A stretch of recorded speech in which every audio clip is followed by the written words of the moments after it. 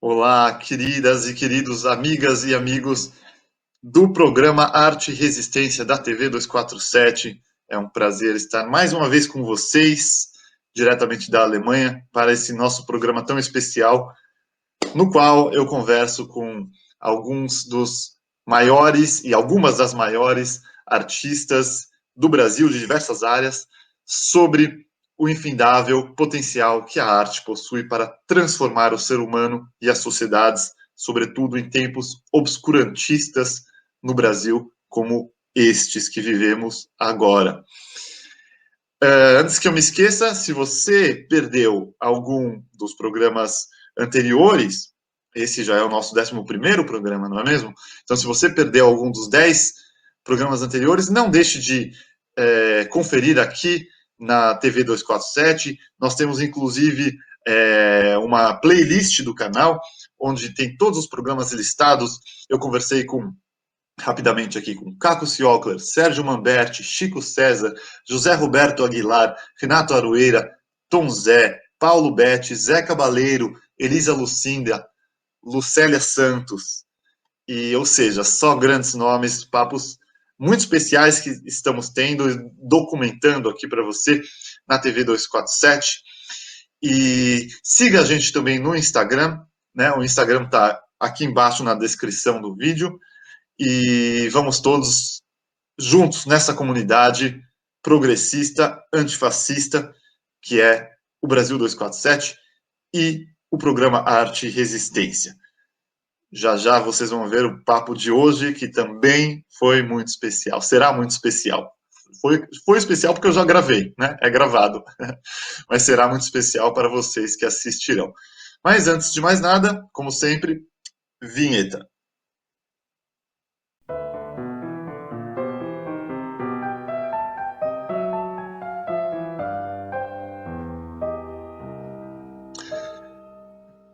E hoje eu tenho o imenso prazer de conversar com não somente um artista consagrado, um artista com uma carreira de décadas no Brasil, mas também um artista que, ao meu modo de ver, se renovou quando o obscurantismo tomou o Brasil.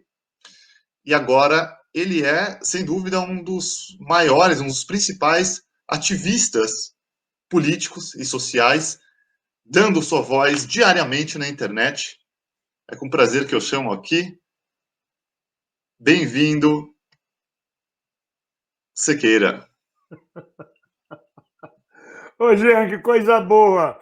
A gente está junto no Brasil, cada um no lugar do mundo, mas junto no Brasil. Obrigado pela referência à minha pessoa, muito obrigado. Com certeza, meu caro, muito obrigado pela presença, é um prazer tê-lo aqui. E, bom, deixa eu avisar para o público do 247 que eu e o Bem-vindo estamos mais próximos fisicamente do que estamos do Brasil, porque eu estou na Alemanha, né? O pessoal do 247 já sabe, e o Bem-vindo está em Portugal. Então, estamos ambos exilados, né? E, de certa forma, livres de todos os caos, mas não deixamos de nos preocupar de lutar contra toda a barbárie, né? Como é que fica isso? Porque a gente é brasileiro, né? Quer dizer, e é internacionalista. E hoje, com a web, você pode estar no Brasil e estar em qualquer lugar do mundo. Não há necessidade, né? Quer dizer, eu outro dia estava pensando nisso. Então eu não vou assistir mais filme de Hollywood porque ele não foi filmado no Brasil e porque ele não é no tempo real. Porque ele não está no Brasil. Ou então não vou aceitar mais um correspondente estrangeiro falando no Jornal Nacional porque ele está fora do Brasil. Não tem mais isso, nós estamos no mundo, quer dizer, nos tornamos internacionalistas, né? E quando você fala que eu me tornei um dos maiores ativistas atuais do Brasil, é muito curioso, porque eu sempre uso uma frase de que em política não existe espaço vazio. E, sem querer, eu me transformei num ativista político.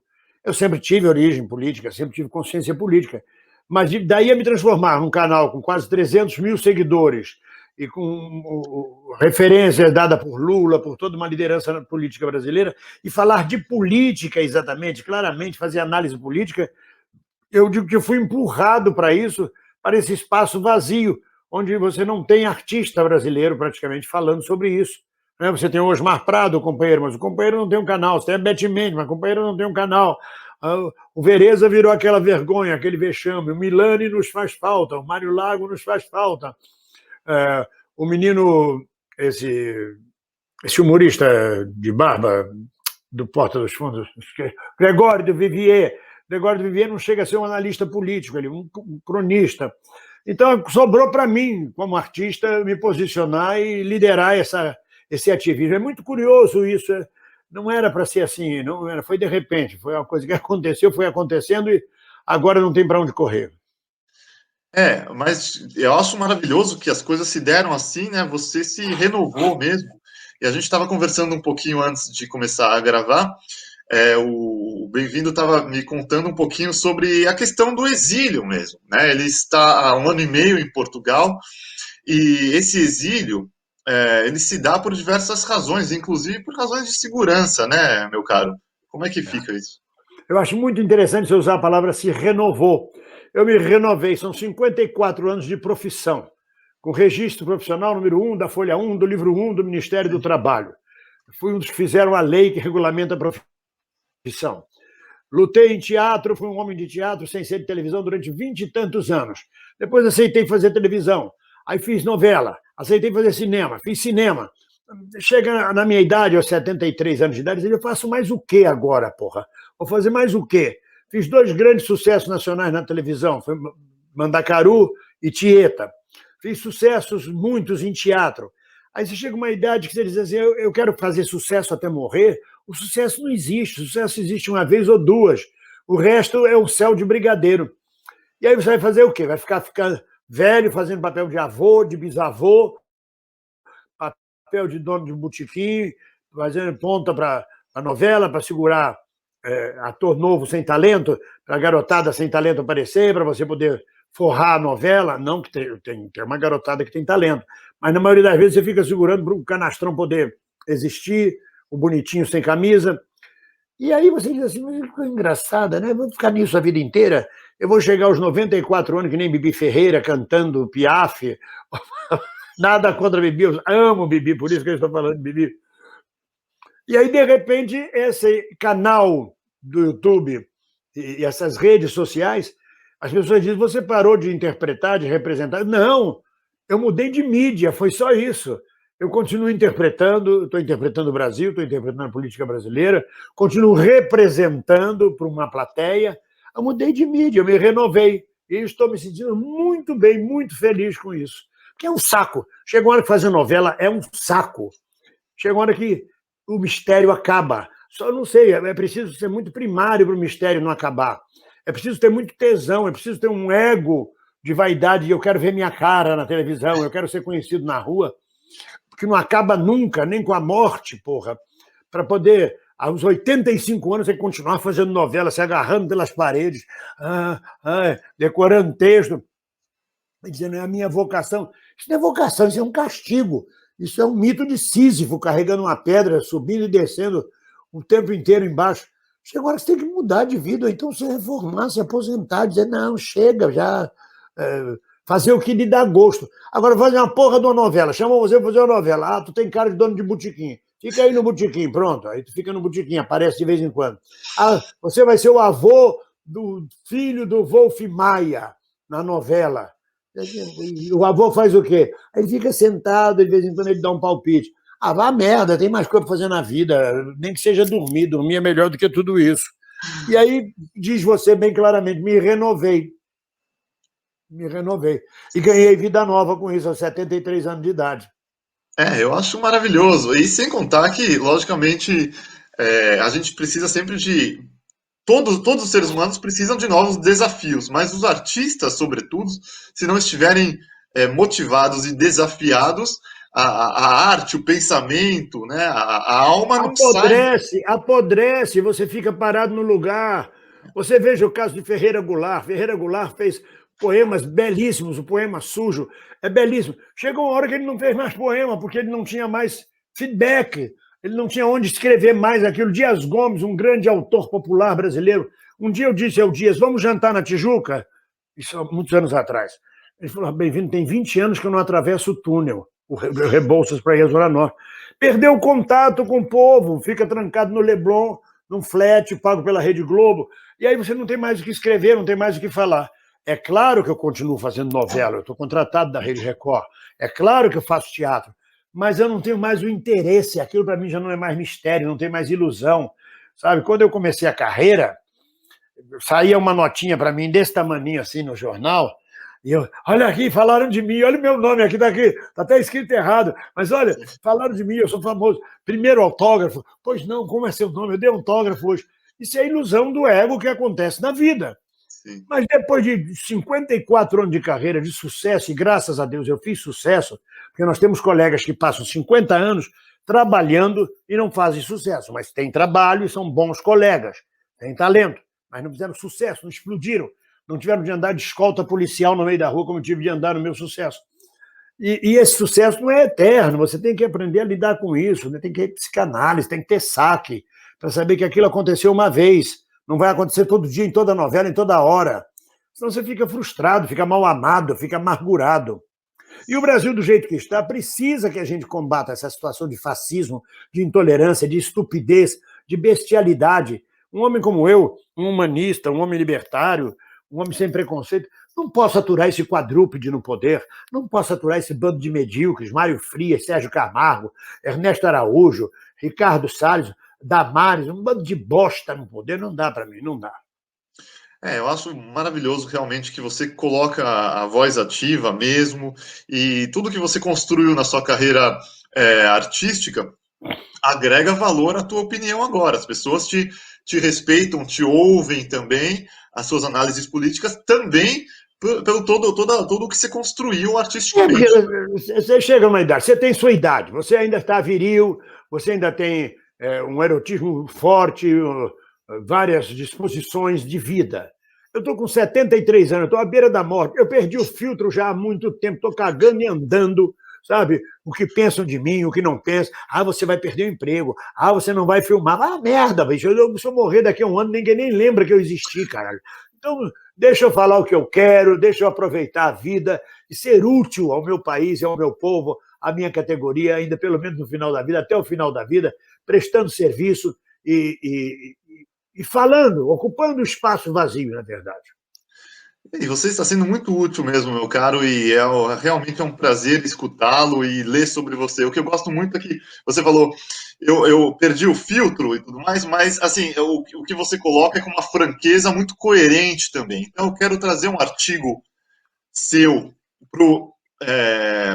no 247, em que você fala o seguinte, sobre o Bolsonaro, né, o pior dos líderes da história do Brasil. Você fala o seguinte, é uma pessoa psicopata, um sociopata, incapaz de ter qualquer contato consigo próprio, quanto mais com o próximo. Ele é destruidor por excelência, é o demônio bíblico, que vem para mentir, roubar, destruir, vem para matar.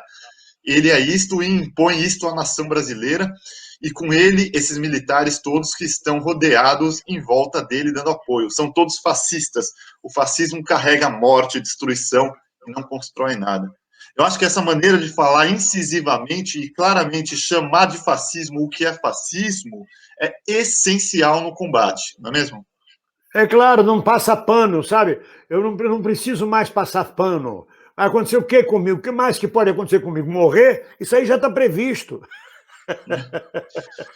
As pessoas às vezes ficam assim, cuidado para não chamar de fascismo e tudo mais, mas a gente tem a opinião formada de que o Brasil é hoje possivelmente a capital mundial do neonazifascismo, eu chamo assim nos meus artigos, né, o neonazifascismo, e eu acho que quanto mais a gente deixar isso claro, não somente no Brasil, mas no mundo inteiro, mais chance nós temos de combater essa barbárie. Claro. Né? É fascista, é corrupto, é destruidor, é maligno. Existem dois tipos de mal. Eu estava vendo outro dia um papo. Existe o mal espiritual e o mal primário. O mal primário é o mal que você faz, que eu faço, que o mal age em nós e a gente faz atos malévolos. E existe o mal espiritual, que independe da gente, como a pandemia, o vírus. O vírus não foi você que fez, nem eu que fiz. Mas o demônio existe, o mal existe. O mal existe, Jean. Pode ter certeza disso. Eu vivi bastante para dizer a você. Independente do ser humano, o mal existe sobre a face da terra. E Bolsonaro, et caterva, herdaram o espírito do mal, são malignos, são destruidores. Este homem não tem compaixão, não tem contato interior, ele não gosta de ninguém, ele não gosta nem de si próprio, ele não sabe onde ele está, é um infeliz, é uma danação eterna, ele é um danado, é um desgraçado. Desgraçado, aquele que perdeu a graça divina sobre a cabeça dele. Se tornou um danado no mundo e vai ser danado eternamente. Eu vejo da mesma forma, eu acho que indicar os traços de psicopatia dele é algo essencial também, né? O cara que não consegue ter empatia com ninguém, como você mesmo falou, nem com ele mesmo, né? Ele não conhece qualquer tipo de empatia, ele só age conforme as concepções malévolas dele. Agora, o principal disso tudo, o mais alucinado disso tudo, não é existir um cara desse, mas sim um país eleger um cara desse, né? Pois é, aí você tem um povo que você tem que estudar a história desse povo. Mais do que estudar Bolsonaro, você tem que estudar o povo brasileiro. Que povo é esse? A Miriam Leitão, no outro dia, fez um artigo cujo título era Que povo nós temos? Ou quem somos nós? O resto do artigo eu não li porque eu não estava com saco para Miriam Leitão naquele dia. Tem dias que eu leio, tem dia que eu não leio. A mesma coisa eu faço com o Merval. A Vera Magalhães eu nem leio, essa eu me recuso a ler. Mas quem somos nós? Quem somos nós? A gente tem uma visão de classe fechada na bolha, de que o brasileiro é amistoso, é cordial, é amigável, é simpático, é fraternal, é honesto, é ingênuo, de que o brasileiro não tem preconceito com a homossexualidade, que todos transam, todos têm uma história, um pezinho de broderagem, de que o brasileiro aceita o aborto, de que o brasileiro gosta de macumba. Nada disso é real, nada disso é real. Nós somos igual a qualquer outro povo do mundo. Nós somos xenófobos, somos grosseiros, somos cordiais quando queremos ser, somos fraternais quando queremos ser, temos interesse, nós somos interesseiros e somos um povo atrasado e ignorante. Mas mesmo que não fôssemos atrasados e ignorantes, por exemplo, o povo húngaro elegeu um governo de direita e mantém o governo de direita. O povo polonês elegeu um governo de direita, que é anti-LGBT, por excelência. E são dois povos que tiveram cultura, tiveram educação. Tem educação universal na Hungria, tem educação universal na Polônia, tem milhares de anos como civilização, e nem por isso deixam de ser ignorantes. Então não é uma questão de tem que dar educação ao brasileiro. Você dá educação, você forma húngaros. Você dá educação, você forma poloneses. Você dá educação, você bota Putin no poder. Então não é uma questão só de educação, é questão de ser povo. O fascismo tem uma capacidade de sedução. O fascismo seduz. E quando eu falo fascismo, eu falo até dos líderes comunistas totalitários, que também agem de práticas fascistas. Embora eu seja comunista, embora eu seja um homem de esquerda, eu não posso negar o fascismo que graçou e que graça em vários regimes socialistas, comunistas. Ele tem um nível de sedução. Ele promete, por exemplo, Bolsonaro vem eleito prometendo acabar com a corrupção. Aí seduz o povo, seduz, ele vai acabar com a corrupção, prometendo segurança, você vai poder andar na rua, o bandido vai morrer e você vai ficar livre. Ele vai seduzindo esse tipo de coisa, de que vai botar para fora todos aqueles que são corruptos no poder. E você seduz o povo. E o povo seduzido aceita esta porcaria, vota nesta porcaria, elege esta porcaria e depois não sabe sair dela porque continua seduzido. Fica uma relação, porque a sedução é uma relação onde você vai ao outro, onde eu vou a você para lhe seduzir. Acontece que ao ir a você para lhe seduzir, eu também sou seduzido por você. Porque ela não é indução nem condução, ela é sedução. Ela tem um trânsito dos dois lados. E sendo sedução, Bolsonaro também está preso às bases dele, está preso ao discurso, ele não pode mudar o discurso. Quando ele abraça o centrão corrupto de Roberto Jefferson agora, ele causa mágoa, ele causa desilusão em grande parte daqueles que foram seduzidos por ele. Sim. É a mesma coisa o jogo de sedução meu com os meus seguidores no meu canal. Se eu começar a falar de culinária, eu vou para o inferno, porque, na verdade, eu os seduzi com um discurso político e bem-humorado. E aí também sou seduzido por eles. Então, o fascismo age por sedução. Mussolini agiu por sedução. Hitler agiu por sedução da massa alemã. Vamos fazer a Alemanha grande, über alles. Vamos fazer a Alemanha fantástica. Vamos vamos nos vingar da Primeira Guerra, nós não podemos deixar de ter um exército, o povo alemão é o melhor povo do mundo. E aí os alemães embarcaram nessa. E era um povo culto, era um povo que antes de Hitler já tinha uma cultura, teatro, ópera, cinema, tinha todas as pintura, participação na cultura mundial gigantesca, né, com crianças formadas em escolas, com desenvolvimento científico. Então não é só uma questão de educação e de ignorância, é uma questão de sedução, de como o fascismo tem uma capacidade de seduzir. O fascismo não deixa espaço para você pensar por si mesmo. Ele te bombardeia dia e noite com processo de sedução. E aí, no caso de Bolsonaro, vem aquela cobra com os olhos verdes. Os olhos da cobra é verde, só então que a reparei. Se eu reparasse há mais tempo, não amava quem amei. É aquela cobra verde, aquela serpente que chocou ovos, pariu 01, 02, 03, 04, criou um clã, como os samurais criavam um clã. Os samurais, os generais japoneses precisavam de criar clã para manter, para existir. Ou você acha que ele não está preparando esta porcaria de Flávio Bolsonaro para ser candidato a presidente quando ele não puder mais? Ou 01, ou 02, ou 03, ou 04, para continuarem na política brasileira enchendo o saco da gente, mantendo o fascismo, que não é nem fascismo. No caso deles eu chamo de fascista, mas é que vai além do fascismo. É oportunismo, é roubo, é corrupção.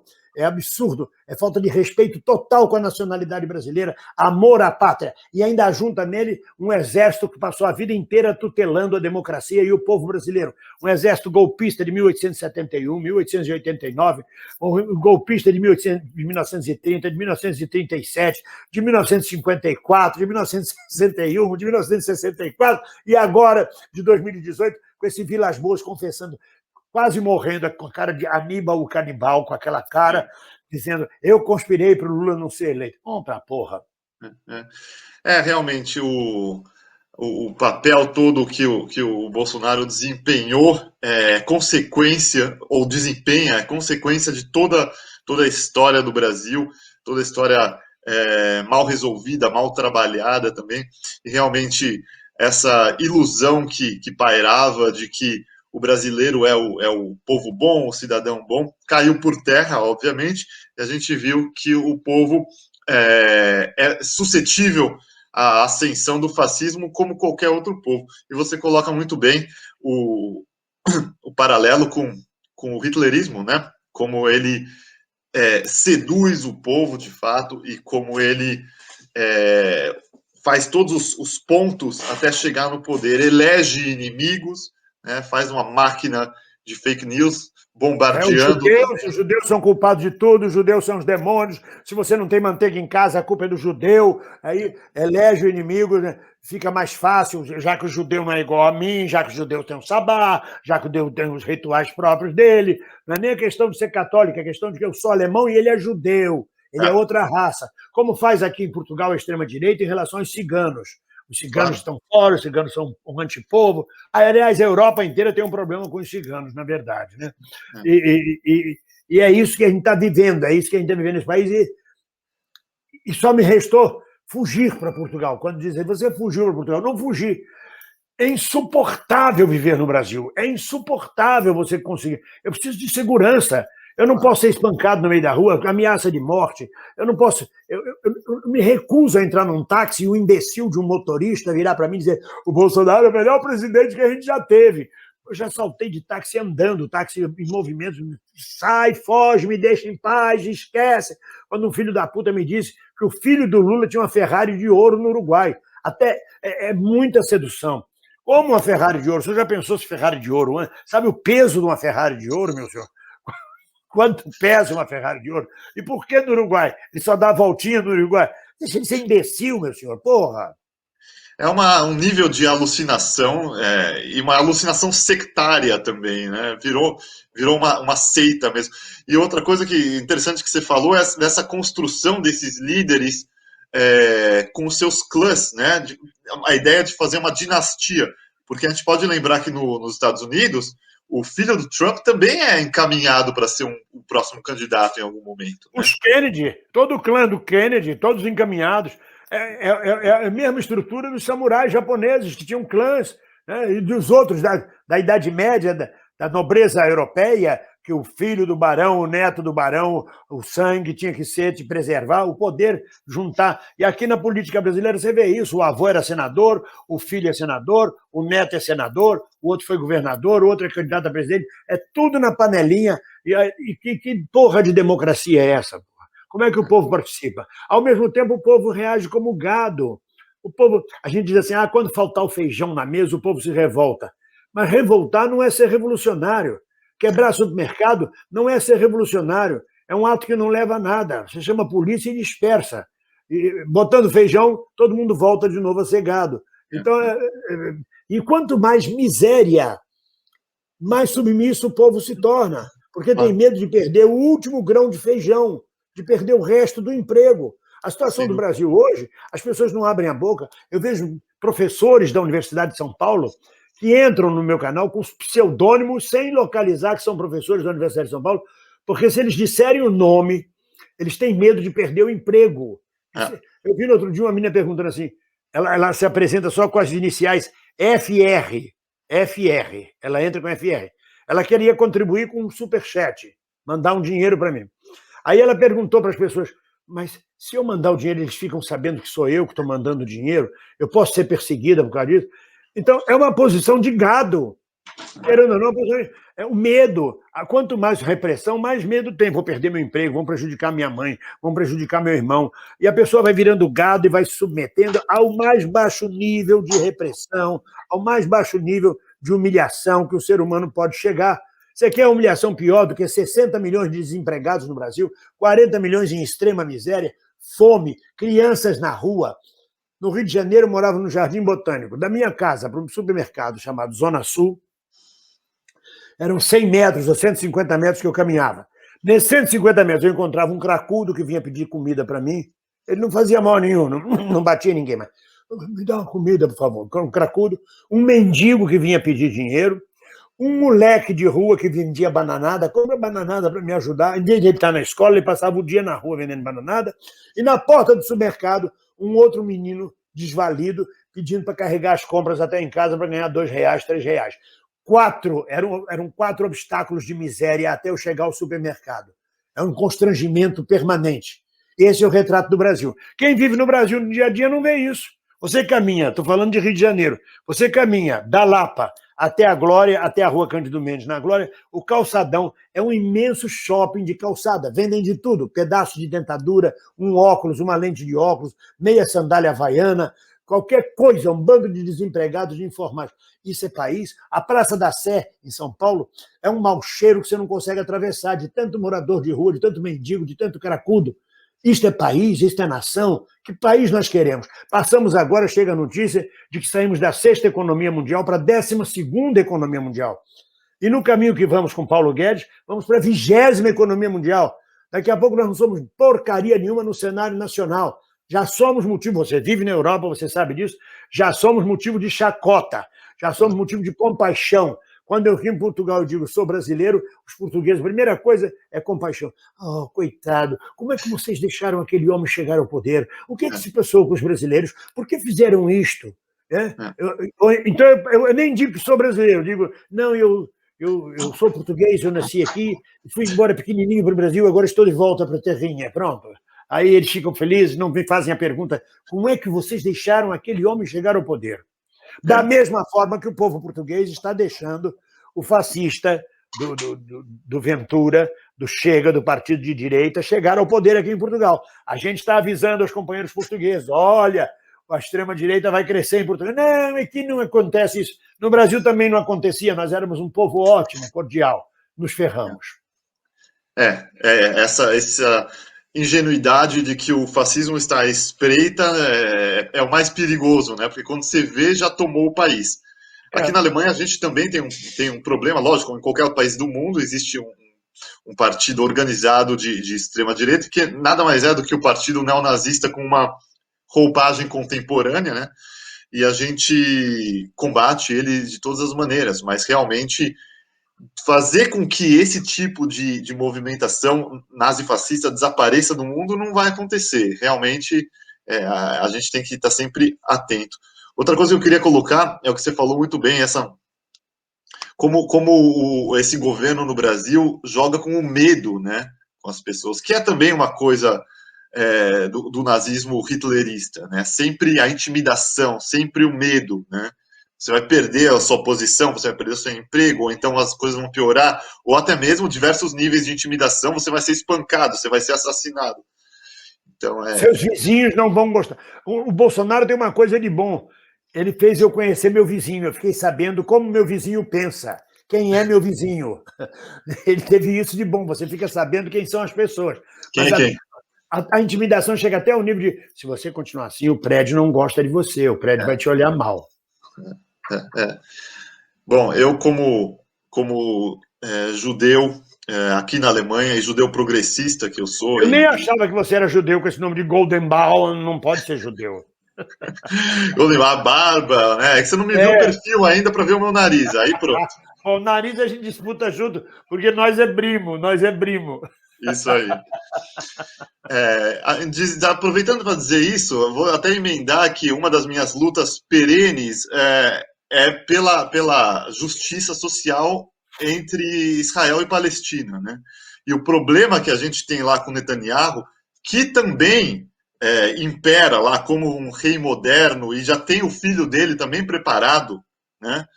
É um problema que realmente destruiu grande parte de Israel e acabou com as chances de uma conversa, pelo menos, de negociações de paz com os palestinos. Israel foi fundado como um país socialista, com kibbutzes, claro.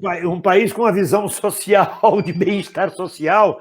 Né? O sionismo é outra coisa. Você parar na extrema-direita com Netanyahu não tem nada a ver com a fundação de Israel, com o objetivo de Israel. Nada a ver. É claro que os árabes empurram, não aceitam Israel, é uma coisa milenar, é uma briga que vem de Ismael e de Israel, é uma coisa que vem de longe, de ismaelitas e israelitas, mas isso pode ser dialogado. Claro.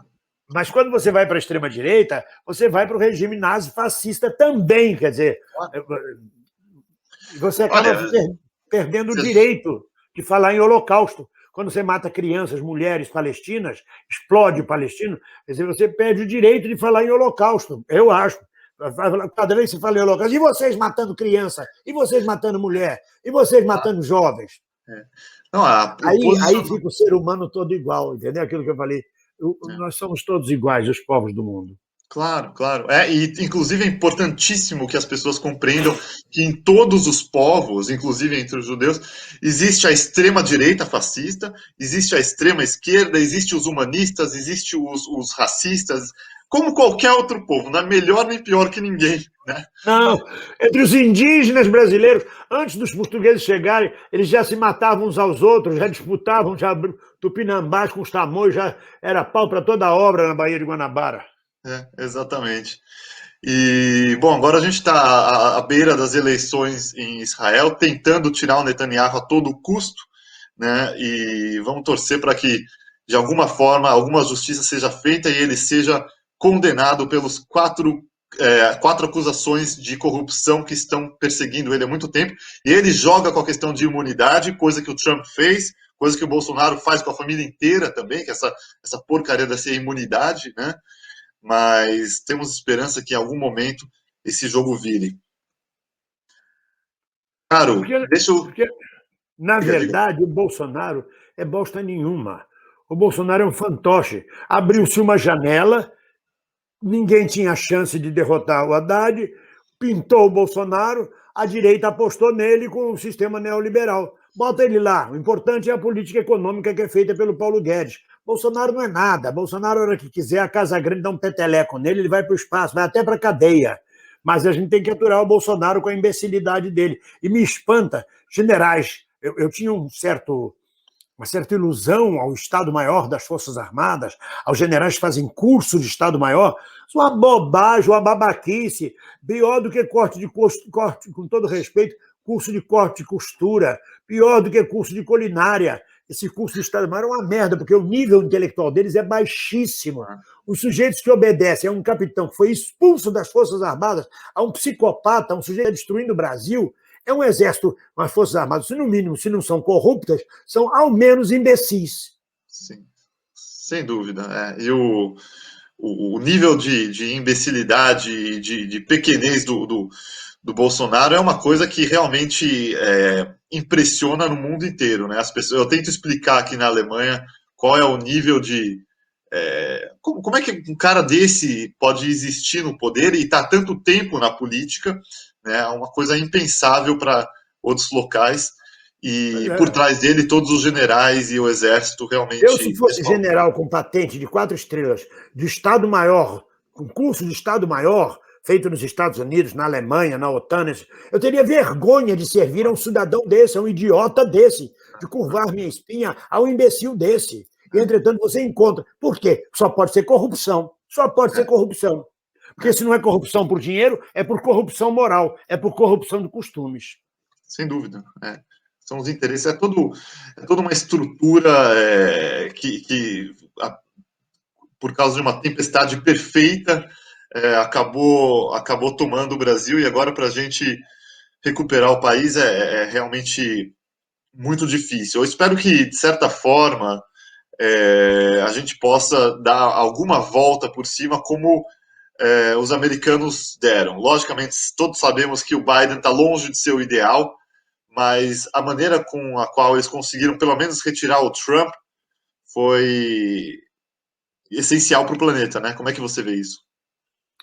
O Biden pode dar a volta por cima, porque ele tem um país que tem uma economia fortíssima, a melhor moeda mais forte do mundo, uma grande indústria, uma grande agricultura, umas relações exteriores com o mundo inteiro, um grande exército. Agora, um país de merda, que não consegue sustentar 15 minutos de guerra, que só tem como fim a economia o agronegócio da soja e mais nada, que está destruindo o petróleo, que não tem indústria naval, que abriu mão da indústria aeroespacial, abriu mão da indústria aérea, de construção de avião, abriu mão de tecnologia, abre mão da educação, não vai reconstruir porra nenhuma nunca. Não tem condição de dar a volta por cima.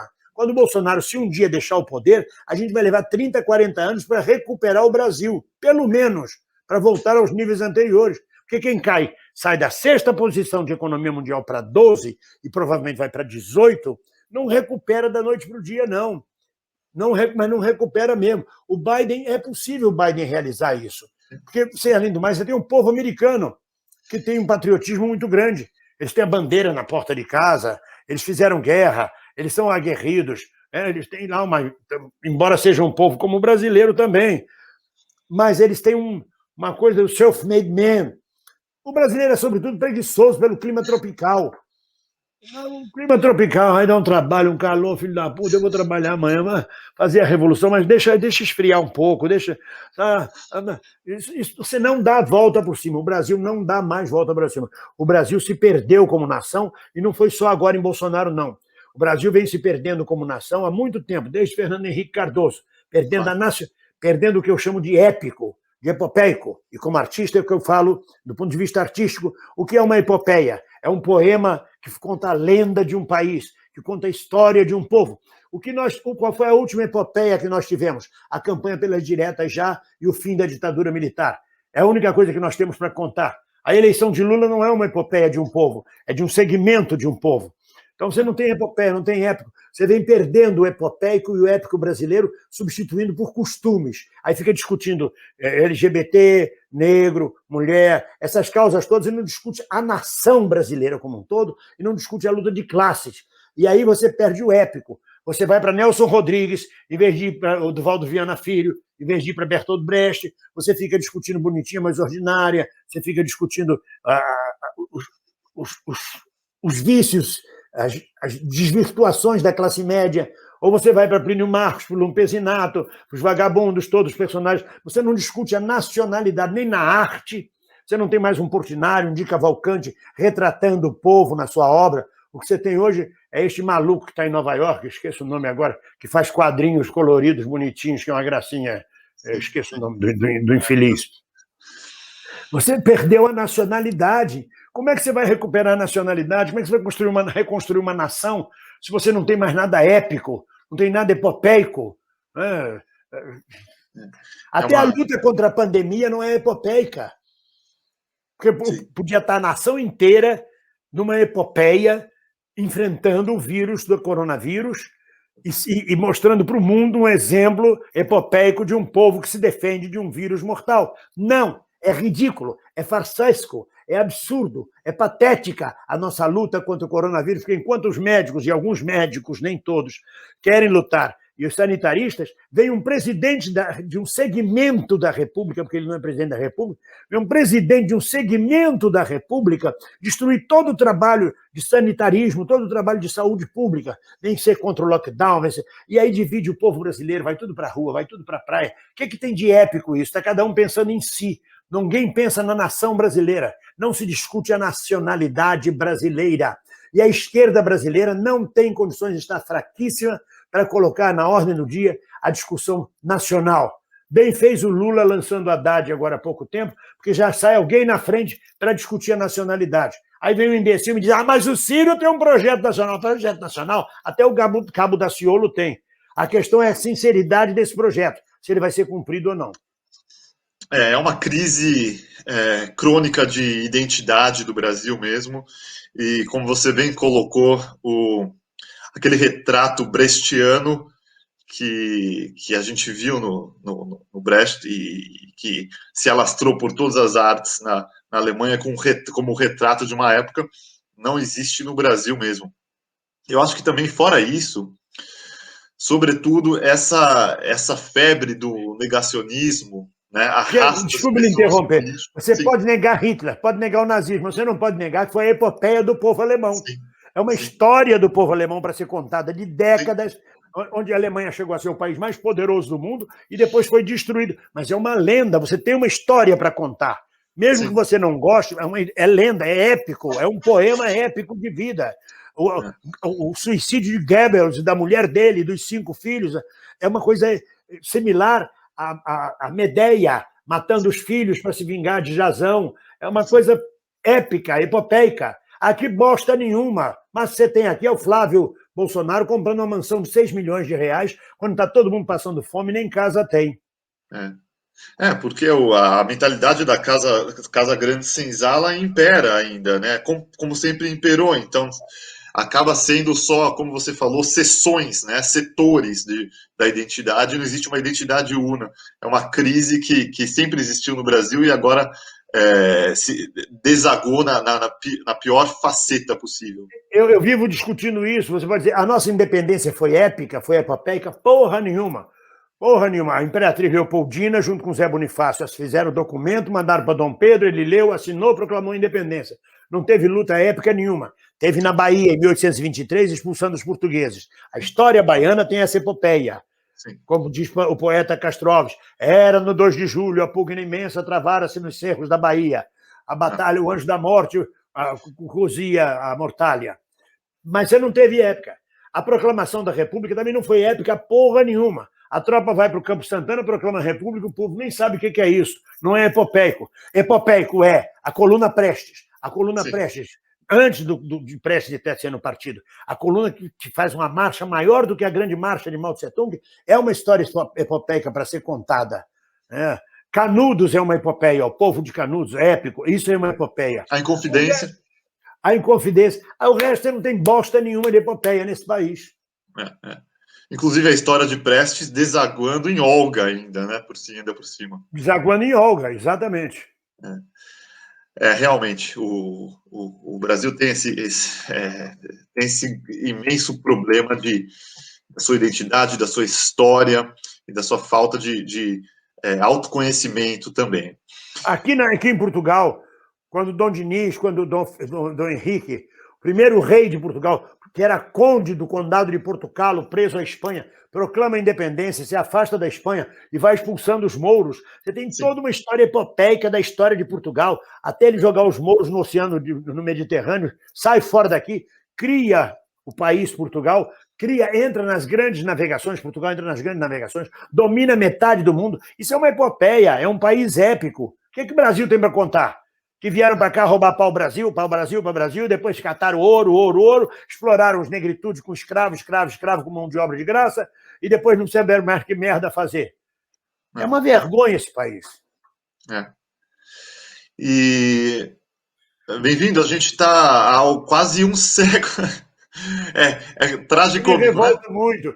Eu estou chegando ao fim da vida com uma compreensão muito mais ampla desta merda toda. Eu não tenho muitas ilusões mais, não. Sim. Não, eu acho que sua leitura é perfeita. E deixa eu te perguntar uma coisa. Nós estamos muito próximos de um século da semana de 22, né? Puxando já para a questão da arte. E as problemáticas da questão de identidade brasileira e tudo mais são as mesmas, na verdade, piores ainda, né? Como é que você enxerga isso? É porque a gente não discutiu, cada vez que esse país avança num setor progressista, vem uma repressão por parte das Forças Armadas brasileiras, que elas não são para defender o território, nem a soberania, nem a Constituição. Elas são para reprimir o movimento popular. Qualquer coisa que diga respeito a um Brasil forte, qualquer coisa que diga respeito à nacionalidade, as Forças Armadas estão aí para agir em nome da Casa Grande. Então, 22 que significou um grande passo na descoberta da brasilidade, né? Eu me lembro de Abapuru, é fantástico aquele quadro de Abapuru. Sim. 22, Mário de Andrade, Oswaldo de Andrade, Pagu, todo esse pessoal de 22, que vem desaguar na Revolução de 30, da industrialização do Brasil. Quer dizer, os paulistas saem à frente com a Semana de 22, mostrando que a burguesia, a infraestrutura burguesa já estava exigindo uma mudança cultural para discutir o Brasil.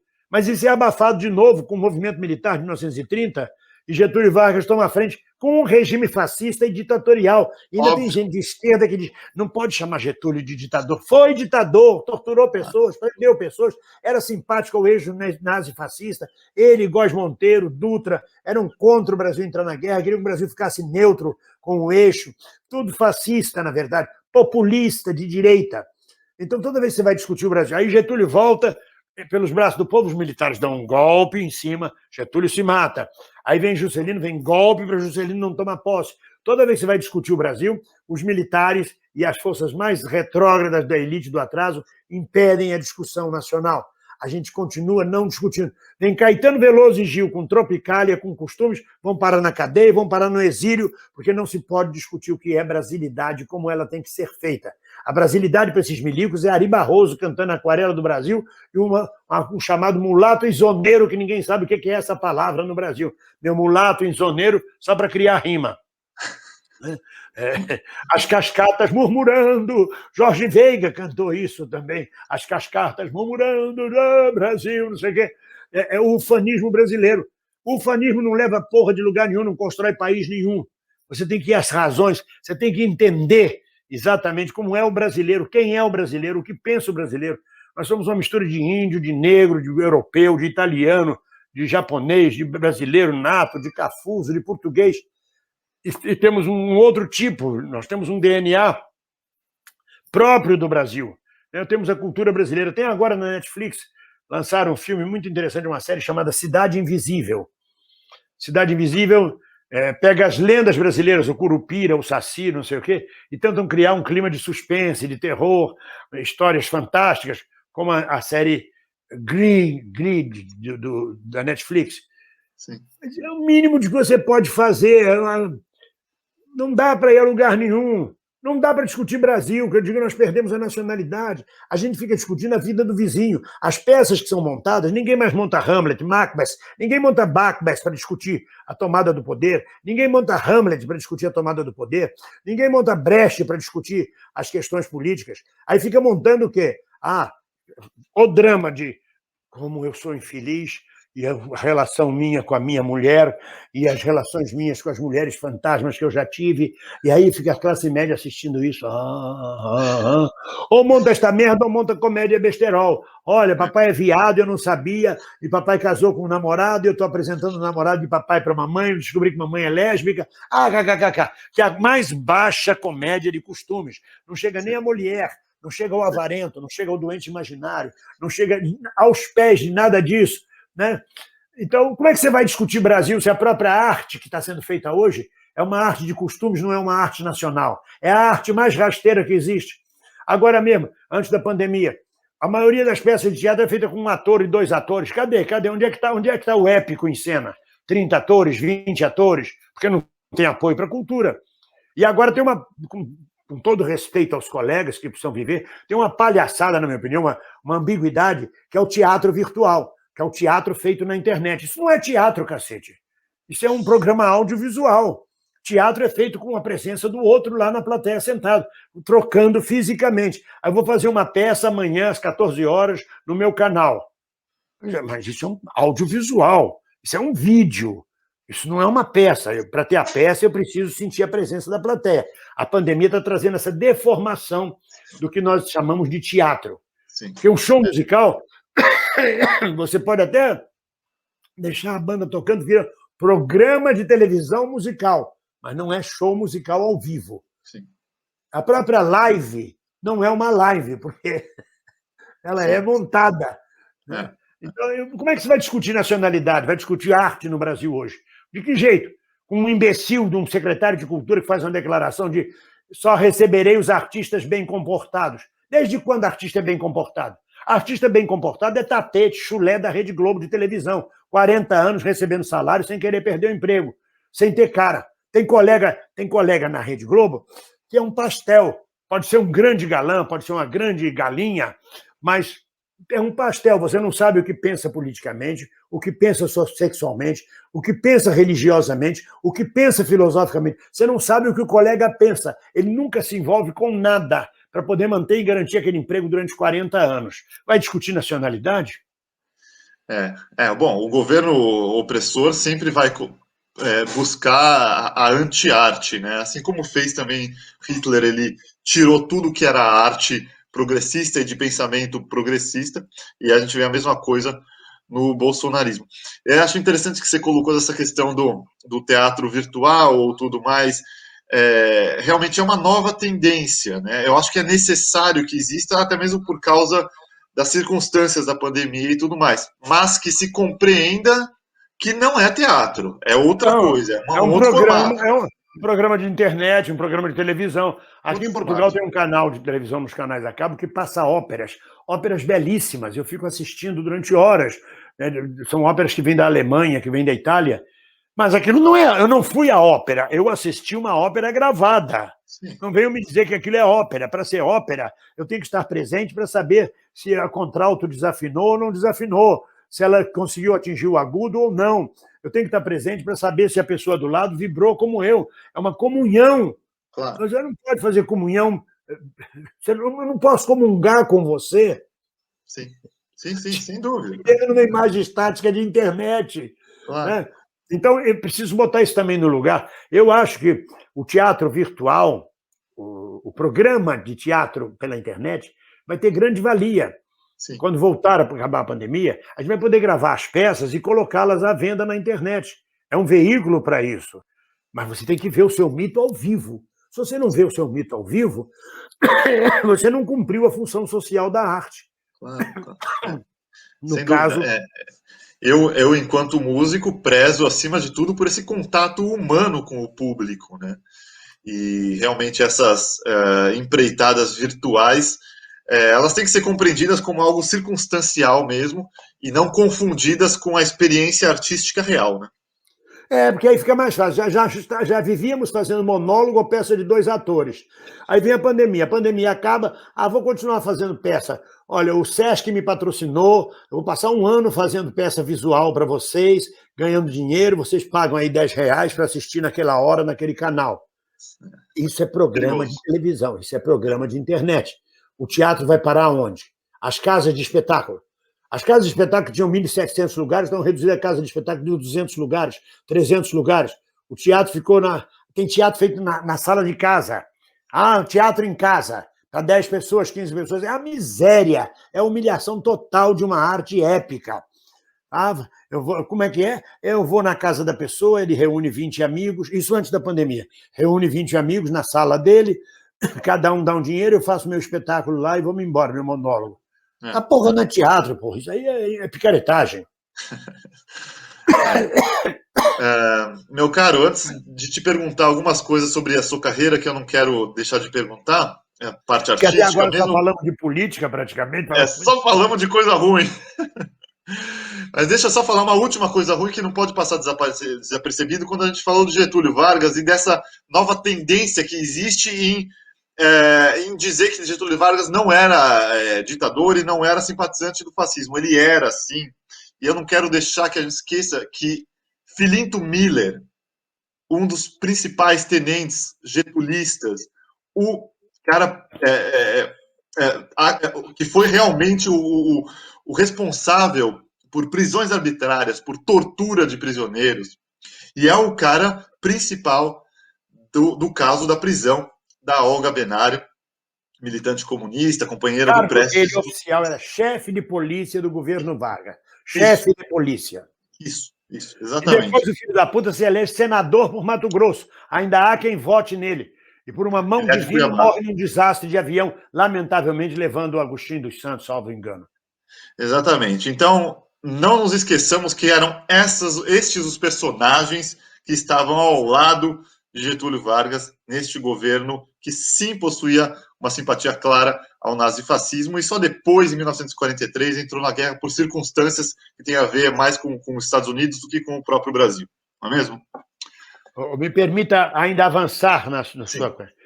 Afinal, em 1942, durante a ditadura de Getúlio Vargas, pressionado pelos estudantes e pelo povo na rua contra o eixo nazi-fascista, Getúlio Vargas, mesmo desaconselhado por Góes Monteiro e o general Dutra, declara guerra ao eixo, mas leva 2 anos para preparar o primeiro batalhão. Só em 1944 que sai a primeira Força Expedicionária Brasileira, que não era uma força do Exército Brasileiro, era comandada por oficiais brasileiros, mas composta por voluntários.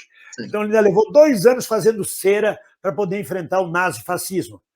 Então, ditador, sim, torturou Harry Berger, matou a mulher de Harry Berger, meteu Prestes preso debaixo de um porão depois de ter sido torturado, mandou Olga Benário, judia, para os campos de concentração nazistas em 1942, salvo engano, aos 34. Ela morreu em 42 em Berbo.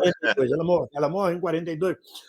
Um dos canalhas que assinou a extradição dela chama-se Ataúfo de Paiva, que era ministro do Supremo Tribunal Federal, que nunca honrou muito o Brasil, mas é um ministério da Casa Grande, que assinou. E hoje esse Ataúfo de Paiva é a avenida importante do Leblon para as madames desfilarem. É preciso denunciar que aquela avenida é de um infeliz que entregou uma brasileira com um filho brasileiro no colo para os dragões nazistas, para morrer num campo de concentração nazista. Não se pode deixar de denunciar isso. Não passa o pano para Getúlio Vargas, não. Foi ditador, sim. Exerceu com mão de ferro, instituiu uma constituição polaca, chamada Polaca, em 1937, suspendendo direitos, fechou o Congresso Nacional, perseguiu e matou gente, fez o diabo a 4 pelo Brasil. Depois negociou com os Estados Unidos, na entrada da guerra, a construção da primeira siderúrgica, que deu um salto industrial para o Brasil. Mas isso não quer dizer que não fosse fascista, que não fosse um canalha. Claro, exatamente. Estou de pleno acordo e é muito bom que a gente deixou esse recado aqui, porque existem revisões muito estranhas aí no nosso campo de esquerda, inclusive. Então, que bom que a gente deixou isso registrado. Meu caro, me diga uma coisa. Olha, eu era criança, mas eu me lembro de você em Tieta. Eu era criancinha. Os seus papéis, alguns deles têm uma... eles são eternos, eles continuam, as pessoas continuam se lembrando deles. Por que eles são tão marcantes? Existe essa questão dessa relação com um personagem brasileiro, popular e tudo mais? Como é que você explica isso? Primeiro tem isso, a alma do povo brasileiro está presente em mim. Né? A minha vivência com o povo, fui criado no subúrbio do Rio, depois na Bahia e tudo mais. Essa alma brasileira está presente no meu gestos, na minha maneira de falar, de gesticular, de ser, de comer, de andar, de rir, de gargalhar. Né? Eu posso estar em Portugal, ter saído do Brasil, mas o Brasil não saiu de mim. E as pessoas identificam isto. Quando eu entro em cena com bafo de bode da Tieta, eu trago dentro de mim o interior de Minas Gerais, com todos os seus mendigos de cidade pequena, e mais a Bahia, com todos os seus exus mirins, com todos os malucos da Bahia, com todo o underground da Bahia, com os termos baianos, e toma de assalto aquela novela. É um espanto para todo mundo, na verdade. Né? E há uma terceira coisa muito fundamental, que é difícil me disciplinar. A maioria dos diretores diz o bem-vindo é indirigível. É mentira. O que eu não sou é submisso. O diretor, para mim, não é a autoridade máxima. O diretor, para mim, ele só é diretor porque eu autorizei. Sou eu que delego o poder a ele. Não é ele que é poderoso. Sou eu que deixo ele pôr a mão na minha cabeça. Sou eu que deixo ele me conduzir. Se eu quiser, ele não me conduz. Então, eu sou indirigível quando eu pego um imbecil pela frente, que não tem autonomia, que não tem experiência, que é um diretor canastrão, aí eu trepo em cima da cabeça dele. Mas o que eu faço mais do que é que eu separo. Onde o Brecht chegou, o teatro, a maioria dos colegas, com todo o respeito, que são profissionais, são caríssimos a mim. A maioria dos colegas trabalham com Stanislavski. Eles buscam a verdade da personagem. Eles apagam a pessoa. Quem é Fernanda Montenegro? Real. Ela caga, ela come, ela espirra, ela dorme, ela ronca, ninguém sabe. Quem é ela? Ela sua, ela fede, ela tem sovaco? Ninguém sabe. Ela apaga a personalidade dela e cria a personagem. Você só vê a personagem. E é fantástica. É a grande atriz burguesa do Brasil. Você fica assim, o maior valor que a arte burguesa do Brasil conseguiu é Fernanda Montenegro. Com todo respeito e com toda a ironia. Aí você tem lá, tá perfeito. Você não vê Fernanda, você não vê a atriz, você vê a personagem. Aí vem o Brecht e diz, não, é preciso arrebentar com a alienação burguesa. Você tem que ver o personagem e o ator. Então aqui ele bota a máscara da personagem e agora você vê o ator trabalhando, vê o ator suando, vê o ator respirando, vê o ator. Ah, legal, que maravilha, que salto. Leva um senso crítico. Eu vou além. Eu trabalho com a personagem, o ator e a pessoa também. Eu coloco a minha personalidade no trabalho, não é só o ator. Eu vou além. Quando eu gravo Tieta, que não podia botar um caco, eu botei... Isso é o cão chupando manga, que é uma expressão do sudoeste da Bahia. Então, o bem-vindo, a pessoa bem-vindo, se quer a vivência que eu tive no sudoeste da Bahia, eu coloco em cena. Quando eu faço Mandacaru, o Zé Bedeu de Mandacaru, aquilo foi um truque, uma malandragem. Eu cheguei para gravar, na externa, estava o Jonas Mello e o Altair Lima em cima de uma charrete tentando gravar. Aí o Jonas Mello tinha que falar assim, amanhã eu vou à fazenda. Aí ele fazia assim, compadre, amanhã eu vou à fazenda. Aí a continuista dizia, o senhor não pode dizer compadre, o senhor tem que dizer amanhã eu vou à fazenda. Compadre não faz parte do texto. Os dois estavam putos dentro da calça, amarrados. Quando chegou a hora de eu gravar, eu disse para a continuista, eu falei, olha, eu falei com o senhor Avancini, como eu sou nordestino, ele autorizou de eu botar os textos de acordo com a minha embocadura.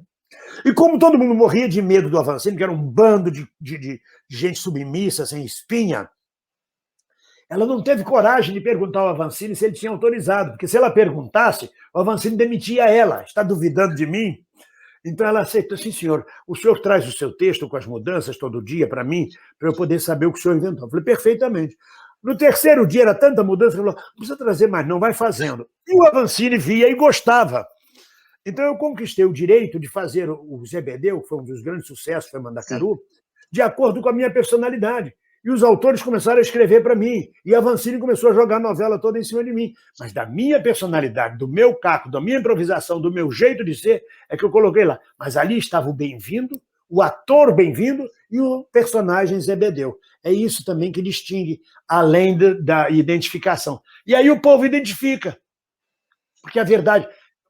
Esta merda desta câmera aqui não dá para olhar e mentir. O teu olho é uma verdade absoluta, sabe? Você está me ouvindo e está coçando a barba, eu estou vendo que você está coçando a barba. Não dá para correr e dizer, não, eu não estou coçando a barba. Isso tem algum significado, pode ser feito aí, um significante, um significado, mas a gente vê a mesma coisa. Se tu não encara a câmera com verdade, tem uma foto do Ciro Gomes dando um sorriso que eu cheguei a publicar. É verdade isso? Esse sorriso é sincero? Porque era a coisa mais falsa que eu já vi na vida. Você quer alguém mais falso do que João Dória, o da calcinha apertada, quando vem falar de povo? Ele não convence, ele seduz como fascista. Ele veio na onda do bolsonarismo, mas ele não seduz. Então, a televisão, a imagem, impede a mentira, impede a mentira. Sabe? Você olha, você vai ver um filme... E não estou gostando, tem uma coisa errada, o tema é bom, mas é o ator que é canastrão, infeliz. O ator está errado, está no tom errado. O povo não sabe dizer isto porque não tem técnica, mas sabe que tem uma coisa errada.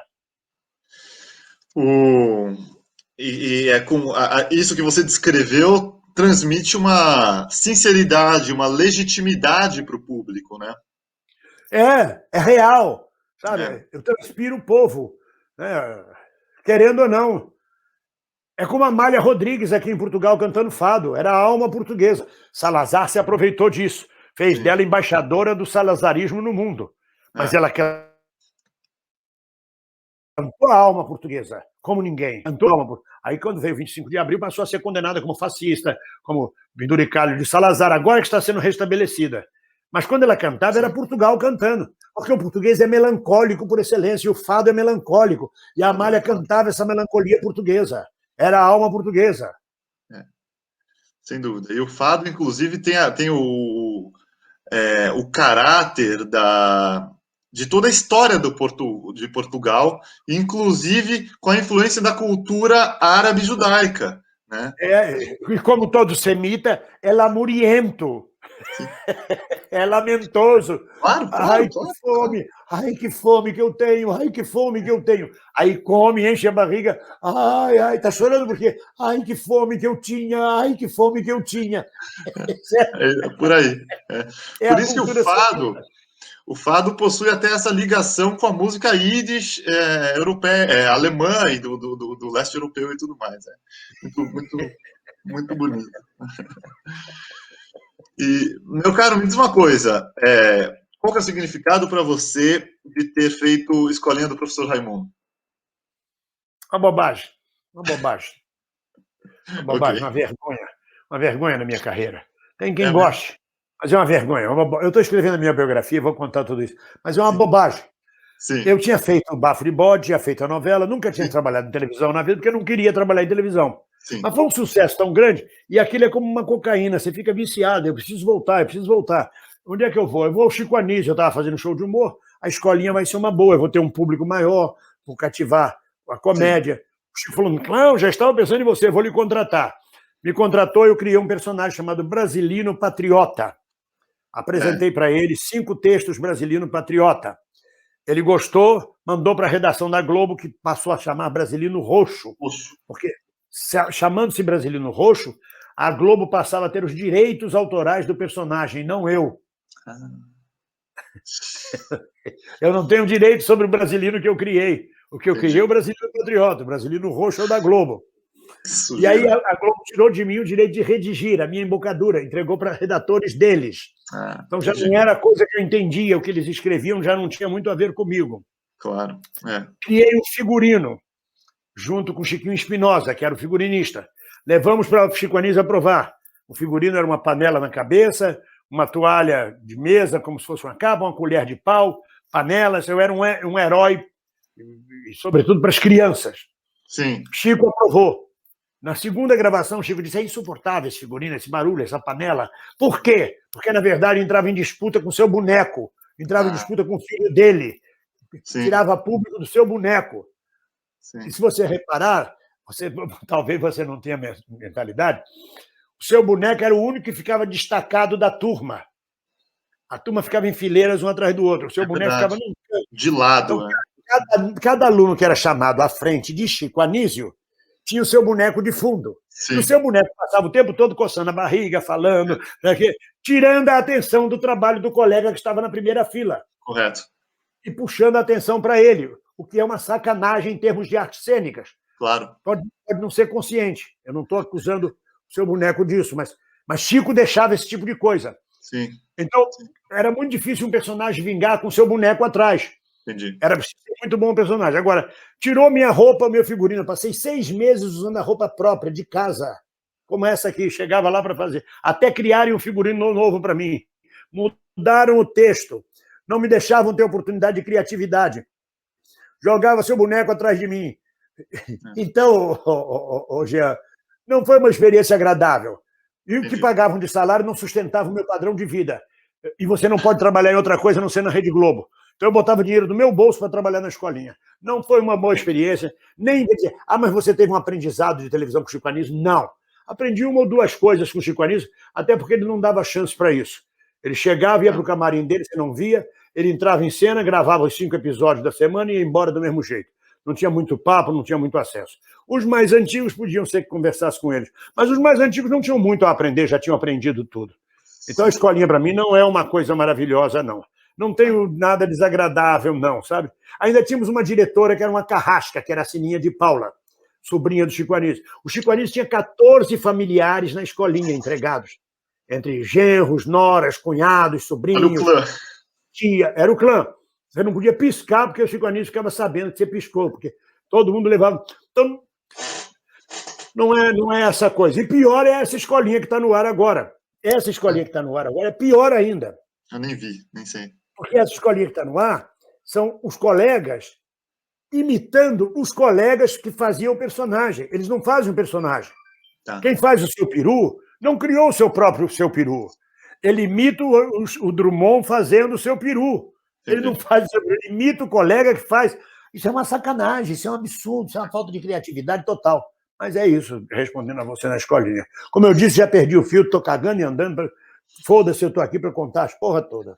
Super interessante, histórias valiosíssimas e realmente muito bom saber sobre... Faz parte de toda a história da TV brasileira, a cultura brasileira, né?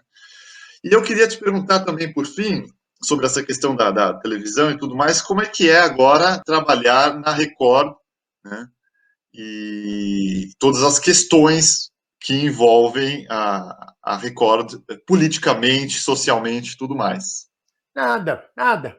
Não atrapalha em nada, não interfere em nada no meu trabalho. Eu posso ter a opinião política que eu quiser, desde que eu não transforme a emissora num comício.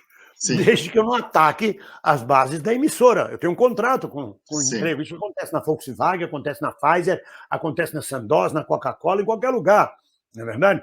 Mas nada. Agora, vale lembrar que o Bispo Macedo e a Rede Record apoiou a primeira eleição de Lula, apoiou a segunda eleição de Lula, apoiou a eleição de Dilma, apoiou a segunda eleição de Dilma.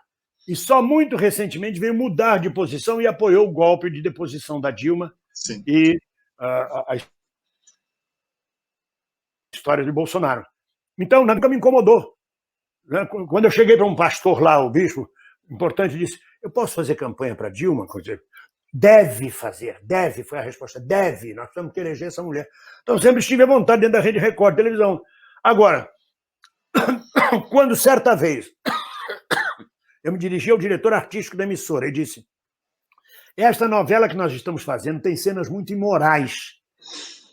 Imorais não é indecente, é imoral, é contra a moral. Era uma novela onde o sujeito dormia num sofá-cama da sala, numa casa de 7 mulheres. A cada hora da noite descia uma e transava com ele. Sem ele tomar banho, sem ele usar camisinha, sem nada. Nem isso para educação cívica.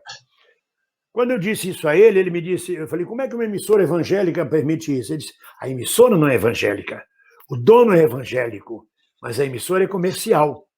Então, essa resposta fica clara para você. A emissora é comercial. E, nesse momento, ela está, de alguma forma, recebendo ajuda financeira do governo Bolsonaro. É comércio.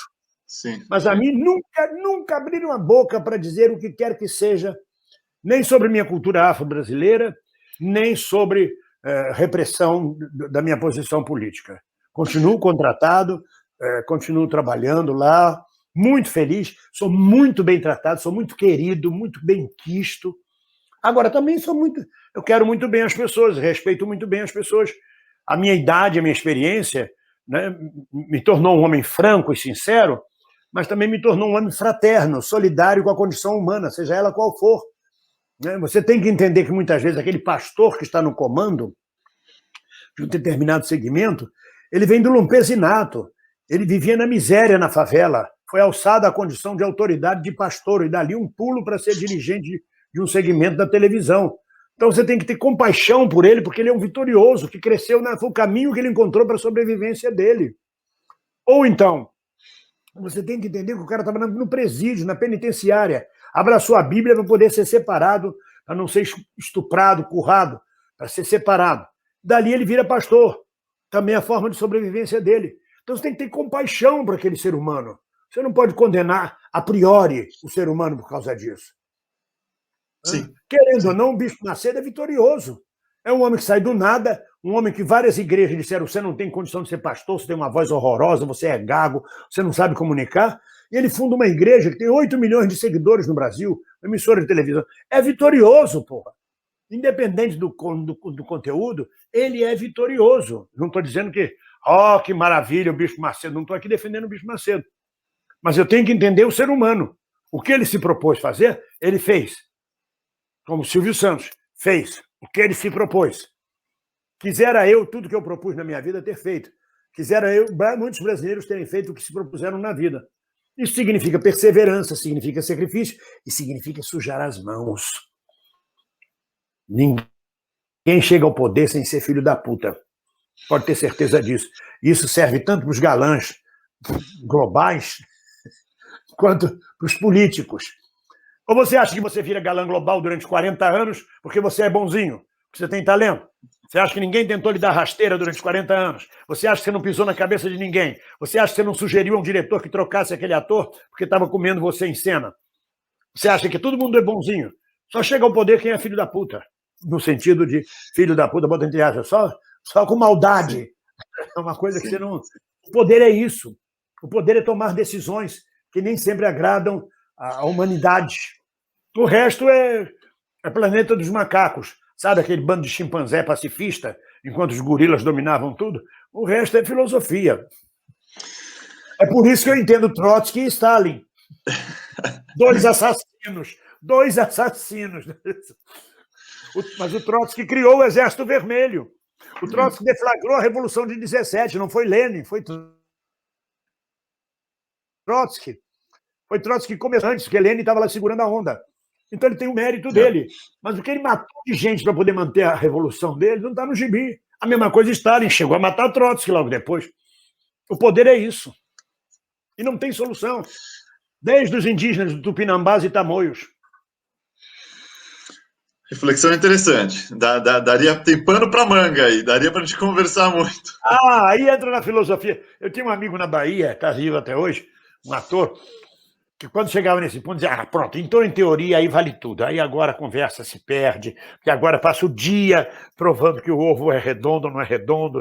Tal. Porque quando você entra na teoria, na tese, na filosofia, vale tudo, né? Você pode puxar, se de repente, e Alfa Centauro? O que tem Alfa Centauro? É uma estrela, não é? Mas a gente está falando... Não, tem influência de algo. Aí puxou para outro assunto. Fudeu. Mas deixa só para a gente concluir essa questão da Record. Se você quiser tecer uma crítica sobre as negatividades do neopentecostalismo, você sente a vontade de fazer? Vários vídeos meus. Você faz uma boa. O que eu não posso é criticar a emissora. Sim. O que eu não posso é criticar o dono da emissora, aquele que me paga o salário. Sim. Mas, por exemplo, Malafaia é símbolo do neopentecostalismo. E tome de porrada, que eu já dei muita. Valdemiro Santiago vendendo feijão mágico, tome de porrada. O neopentecostalismo, o fundamentalismo vendendo indulgências é uma coisa vergonhosa. É contra qualquer princípio cristão. Isso aí eu tenho direito, eu fiz e faço. Agora... Se amanhã ou depois vão me considerar persona não grata por causa disso, não é problema meu. Eu arrisco. E digo mais, os covardes é que morrem. Quem tem ousadia na política é que avança. Porque as pessoas gostam da franqueza. Eu prefiro ter uma pessoa franca, de direita, conversando comigo, eu sabendo que ele é fascista e é de direita, do que ter um quinta coluna se escondendo covardemente, me dedurando lá por trás. Sim. Eu fui jurado da Liga das Escolas de Samba durante 14 anos. Sim. Com a contravenção do Rio de Janeiro. Quem comandava o corpo de jurados era o capitão Guimarães, torturador, membro da ditadura militar. Eu me dava muito bem com ele no dia a dia, e ele comigo. Um dia, numa reunião, ele chegou a dizer, olha, eu me dou bem com todo mundo, bem-vindo é comunista, e eu sou o capitão Guimarães, entretanto a gente conversa os dois. Nunca houve problema em relação a isso, porque ele sabia que eu era comunista. E uma vez eu disse a ele, e vocês fizeram o serviço errado, porque eu estou vivo e você também. Porque se nós tivéssemos ganhado, você estava morto, você não ia ser nem presidente de júri, de liga, de porra nenhuma. Vocês não conseguiram nem completar o serviço, não conseguiram matar os 30 mil que o Bolsonaro disse que tinha que ter matado. Então, na verdade, tem que ter coragem. Se você não ousar falar... Não, melhor não falar isso. Eu não vou falar aqui. Daqui a pouco você não fala nada. Daqui a pouco você é uma coisa amorfa, que ninguém sabe com quem está lidando. É preciso que as pessoas saibam com quem estão lidando, quem é o teu vizinho do lado, o que ele pensa. Agora, eu tenho um contrato com a emissora.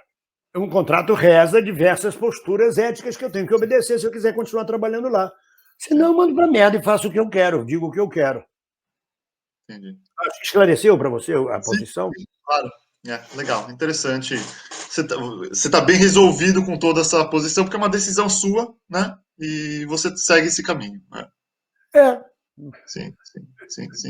Claro, é Todos os coerente. comunistas não trabalharam na Rede Globo de televisão durante a ditadura? Dias Gomes, Milani, Mário Lago, Norma Blum, Wanda Lacerda, Lélia Abramo, todo comunista trabalhando na Rede Globo enquanto a Rede Globo apoiava a ditadura militar.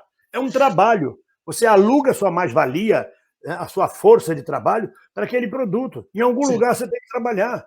Não trabalharam na Volkswagen, todos os líderes metalúrgicos, comunistas, não trabalharam na Volkswagen, que usou o trabalho judeu escravo, que financiou o nazismo e que financiou a ditadura militar do Brasil, a Volkswagen, e ninguém fala nada. Fala dos artistas, por que não fala do metalúrgico que trabalhou na Volkswagen? Porque ele precisava vender a força de trabalho dele, ele precisava comer, ele tinha que trabalhar naquela emissora nazi-fascista, naquela empresa fabricante de automóvel, que de alguma forma usou o trabalho escravo de centenas de milhares de judeus. Claro, é verdade, tem toda a razão. Muito bom, muito interessante, muito legal a nossa conversa, meu caro. É um prazer ouvir você com a sua franqueza e espero que a gente tenha encostado a questão da arte com a resistência, que é o principal tema do programa. Me diga uma coisa, qual que é a função, hoje você aos 73 anos de vida, qual é a função do artista, a função social do artista em meio, em social e política em momentos obscurantistas como esse? Para mim, a arte tem que ter função social, senão ela não é arte. Ela tem uma função. Quando o homem das cavernas pinta o bisão, pinta o búfalo, pinta o cervo, pinta ele caçando, ele está mostrando como é a vida dele naquela sociedade. Tem uma função social. A arte, primariamente, tem uma função social. E em tempos obscurantistas, o que eu digo é a obra de arte tem que ser inspirada. Inspirada. Aí eu entro numa parte religiosa, mística, cabalá, como quiserem, eu entro nessa parte. É por inspiração divina, pelo que vem na sua criação. Não censure. Vem na sua criação. Em tempos de obscurantismo, vem uma luz, que é a música que você faz, né? Do tipo... Quem me dera agora eu tivesse a viola para cantar, ponteio, quem me dera agora eu tivesse a viola para cantar, vira, vira, vira, homem, vira, vira, vira, apesar de você... São obras de arte inspiradas, elas vão permanecer através dos séculos, como a música de Noel Rosa, como tantas outras músicas, e outras desaparecem porque não eram obras de arte inspirada. Então, a função do artista nesse momento é buscar a inspiração divina e criar, independente da censura. Se a obra dele, se a música dele é só melodramática, mas veio por inspiração, né? Se ela vem dizendo hoje eu quero a rosa mais linda que houver e a primeira estrela que vier para enfeitar a noite do meu bem. Isso não é nada de política, mas é uma obra de arte inspirada. Então faça. A função social da arte é você expressar o divino através da sua obra. E se o divino traz com ele a justiça de Oxalá, traz o pachorrô de Oxalá, se ele traz a balança da justiça de Xangô, se ele traz a balança da justiça de Jesus, ou do profeta, ou de Elias, do que ele trouxer na justiça, é o que tem que ser feito, é o que tem que ser falado. Isso sem medo nenhum, porque o maior medo do homem é partir para a eternidade. Nós já vivemos na eternidade. Não há que ter medo da eternidade. Onde eu estava antes de nascer? Na eternidade. Aí parou a eternidade, eu nasci, quando eu morrer, eu volto para a eternidade. Então isso não é eternidade, se ela tem uma interseção. Se tem um pedaço em que a eternidade para eu viver aqui, ela não é eterna. A eternidade é uma continuidade perfeita. Então eu estou na eternidade. Sim. Nesse momento, na matéria, eu estou na eternidade. Quando eu fechar meus olhos e meu corpo sossegar, continuarei na eternidade. Então não há por que ter medo da eternidade. Tudo é eterno. Então, os artistas não devem temer o obscurantismo. Veio a criação, veio a inspiração, bota para fora. Vai dar cadeia, vão proibir. Isso é coisa que se discute depois. Depois é que se discute. Depois se responde o processo. Depois se pega a cadeia. Depois se constrói história. Porque o que fica do homem não é o dinheiro, isso não segue do caixão. O que segue atrás do caixão é a reputação do homem. É a história de cada um de nós. É um pai que criou 7 filhos e formou 7 filhos. Ele tem uma história para contar. Meu pai criou 7 filhos. Não precisa ser comunista, não precisa ser socialista, ter participado de luta, de greve, não. Uma epopeia de criar 7 filhos neste país, formá-los e viver feliz e morrer feliz. Isso é a história que ele deixa. Agora, se você, quando na hora de morrer, não tem porra nenhuma de história, não aconteceu merda nenhuma na sua vida, não fez nada, isso é o que vai para o caixão com você, ou seja, o nada. Porque a casa que você comprou, o carro que você comprou, o dinheiro que você deixou no banco, não vai junto no caixão. Então, é muito importante que cada um de nós, sobretudo os artistas, tenha uma história para contar quando chegam ao fim da vida. Mesmo que a vida seja curta, como de vários companheiros que morreram cedo. Mas tem história para contar. Cazuza tinha história para contar, Castro Alves tem história para contar, Elis Regina tinha história de vida para contar, e vários outros. Não tem desculpa de ter de viver 80 anos para ter uma história para contar. A história de vida de Cazuza é riquíssima, a história de vida de Castro Alves é riquíssima, morreu com 24 anos de idade, aos 23 anos perdeu uma perna. Morreu aos 24. Isso é a história que interessa. Qual é a sua história, Jean Goldbaum? Se você partir hoje, qual é a história que você deixa? Qual é a reputação? Quem vai contar a sua história? Ela é que dá valor à sua vida. É isso que valora a vida. O resto não valora nada. E é isto que valora a arte que você faz. Concordo plenamente. Acho que você descreveu de forma exata e belíssima. Realmente são os nossos atos, é o que a gente escreve no livro dos dias. E realmente, estando encarnados no plano mundano ou desencarnados no plano espiritual, é só uma questão de passagem, né? O que realmente a gente realiza é o que fica e o que nos dá valor. É o que fica. O Dalai Lama diz que a eternidade é passar a informação. Bonito. Quem retém a informação não fica eterno. Mas quando eu informo você, quando eu te dou conhecimento, é uma forma de eu me eternizar em você. A eternidade é passar informação. Né? Eu agradeço muito vocês terem me convidado, de eu ter feito esse canal com você, essa live nesse momento. Estou muito feliz. Quero fazer minha propaganda. Assistam o meu canal, Sassarico do Bem-vindo. Os meus muito vídeos, as minhas lives. E, lamentavelmente, porque eu poderia estar descansando em Portugal, tomando um bom vinho, comendo bacalhau, lamentavelmente estou na luta aos 73 anos de idade, não me faz parar. E enquanto eu tiver autonomia, eu continuarei lutando contra o fascismo, pela liberdade e pela democracia, independente de qualquer regime político. Não me venham enrolar com o socialismo, que é fascismo. Não me venham enrolar em nome da liberdade dos trabalhadores, impondo uma ditadura. Não, eu sou um humanista, eu sou um homem que, se hoje implantarem um regime de esquerda ditatorial, no dia seguinte eu estou em Miami lutando contra ele. Eu tenho uma disciplina. Eu tenho 57 do Partido Comunista, mas reconheço todos os equívocos fascistoides que os comunistas realizaram em nome do poder, porque o poder é um só muda o tipo de regime, meu Deus do céu. Só muda o benefício do bem-estar social para o povo. Você tira uma elite do atraso e divide melhor a riqueza social. Mas num país pobre, como Cuba ou como Venezuela, que riqueza você tem para dividir? O socialismo, como diz Marx, só deve acontecer em países desenvolvidos, de capitalismo desenvolvido, onde, como a Alemanha, onde você tem uma riqueza para dividir para o povo, onde você tem uma indústria para sustentar. O moderno que chega, o moderno é o socialismo, como a China está fazendo hoje. Ela teve que se desenvolver de forma capitalista para criar uma riqueza. Agora, você pega Moçambique, proclama Moçambique socialista, os caras ainda estão cortando cana com facão, colhendo cana com facão, vai dividir o quê? Dividir miséria? Vamos parar com isso. Tem mais coisas pela frente antes de se tornar socialista. Tá certo. Exatamente. Essa consciência política é essencial e não seguir alguma ideologia cegamente, né? Meu caro, eu agradeço muito sua presença, mas antes de irmos embora, eu gostaria que nós lêssemos os poemas que nós escolhemos. Esse é o nosso 11º programa. Os 10 primeiros programas eu li poemas de poetisas mulheres. Hoje eu vou ler de um poeta homem, e eu acho que você escolheu também um poeta, não é mesmo? Eu tinha tantas escolhas. Eu tinha Mayakovsky dizendo: em mim a anatomia ficou louca, sou todo coração. Eu tinha Bertolt Brecht, realmente eu vivo num tempo sombrio. Eu tinha Carlos Drummond de Andrade dizendo: nasceu uma rosa no asfalto. Eu tinha tantos poemas, mas aí eu me lembrei de Mário de Andrade, que povoou minha juventude.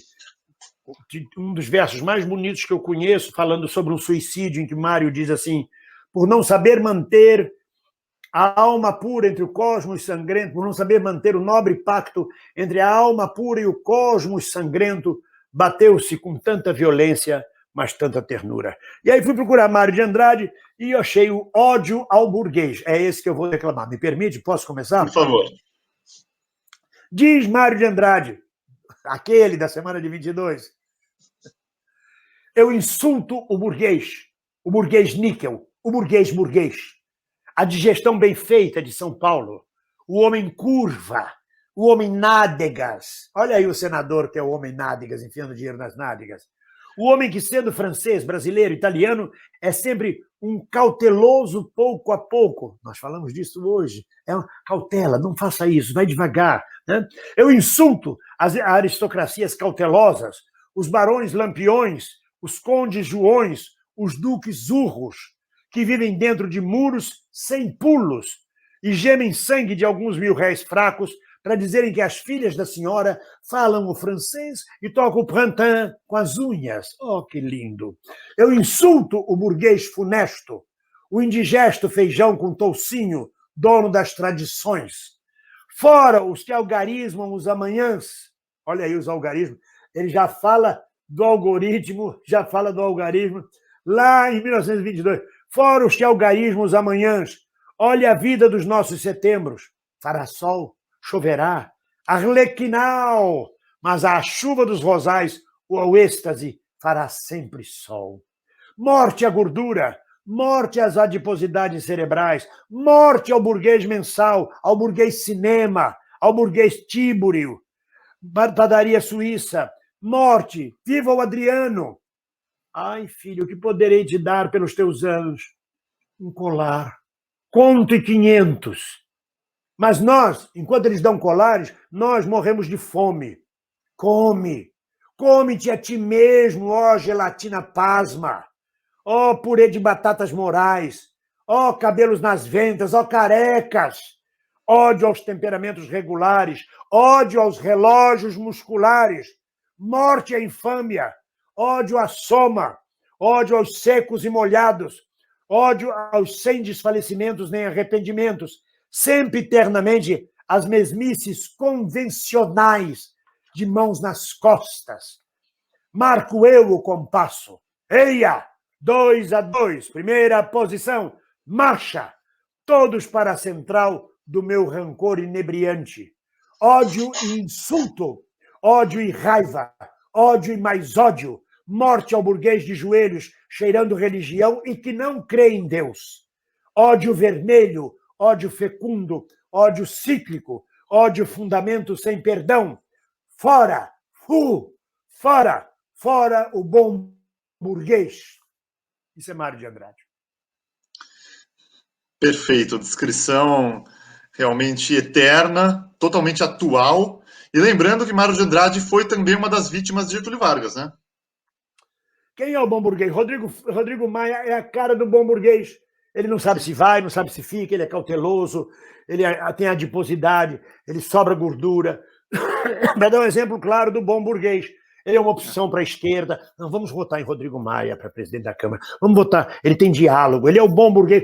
Fora, ele é burguês. Ele é pior do que o próprio burguês selvagem. Ele é burguês, ele é o bom burguês. Ele é o lobo em pele de cordeiro.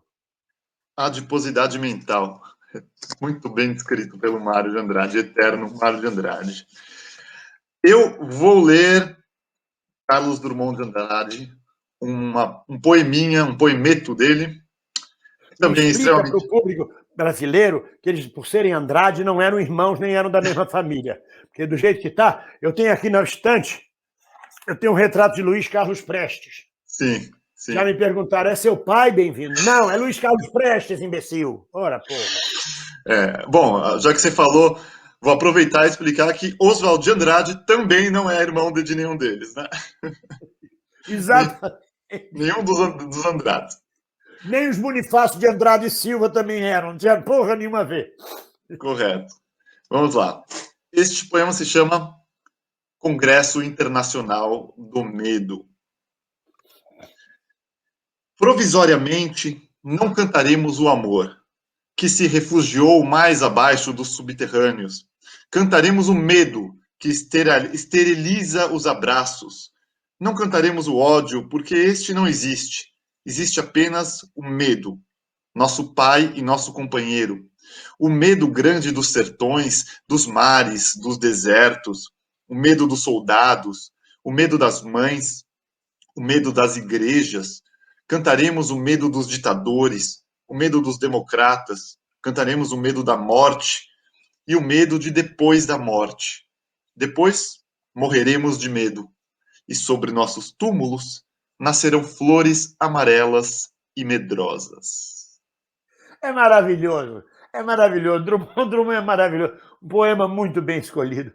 Depois morreremos de medo. Veja a passagem que ele diz: temos medo da morte e do depois da morte. Quando eu falo de eternidade, não tem que ter medo da morte nem do depois da morte, é tudo uma eternidade só. E ele: nascerão flores amarelas e medrosas. E que interessante que a gente conversou hoje sobre essa questão da intimidação dos fascistas, do medo que gera e tudo mais. E o Drummond já estava cantando, né, esse medo da sociedade nessa época que vem aqui depois da Segunda Guerra Mundial. Né? Porque é uma luta secular, né? É uma luta que no Brasil começa em 1890 com os anarquistas, avança em 1900, cresce em 1910, 1917, aí vem os comunistas, acabam com os anarquistas, né? Porque nós somos marxistas e tal, e aí vem os comunistas na luta deles, e quantas famílias comunistas foram sacrificadas pela luta dos seus pais, dos seus provedores, mas esse medo, essa repressão, isso é secular no Brasil. A gente vem numa luta muito grande, muito grande. Meu caro, muito obrigado pela presença, pelo papo. Eu espero que você tenha gostado. Eu passo para você para últimas considerações. Eu só tenho a agradecer a vocês que estão nos assistindo, a você, Jean, pela iniciativa de criar Arte e Resistência. Né? Eu tenho no meu canal Arte e Repressão, que pega o período de 64 a 85. Não convidamos ninguém, não tenho estrutura para ficar convidando pessoas, nem paciência. Eu vou, eu não vou, marquei, desmarquei, estou, não tenho essa estrutura. Mas eu discuto com o historiador Felipe Braia cada música e como ela foi reprimida pela censura e tudo mais, às segundas-feiras, às 7 horas da noite. Eu agradeço muito a vocês, agradeço a você, agradeço ao 247, que é um órgão liberal, um órgão democrático, um órgão antifascista nesse país, uma luz nas trevas. Muito obrigado a todos vocês. E sempre na luta. Enquanto eu estiver com autonomia para viver, para fazer minha própria comida, para andar, para poder tomar meu banho, eu estarei na luta contra o fascismo pela liberdade. Obrigado. Estaremos juntos, meu caro. Então, eu deixo um beijo para todo mundo e, como sempre, sejam bem-vindos à luta de sempre dos artistas e ninguém solta a mão de ninguém. Beijos. Já que você falou isso, então falo eu de cá. Shalom Aleichem. Ou Salam Aleichem. Salam Aleikum também. Salam Aleichem. Salam Aleikum. Estamos juntos, meu caro. Um abraço. Abração. Abraço.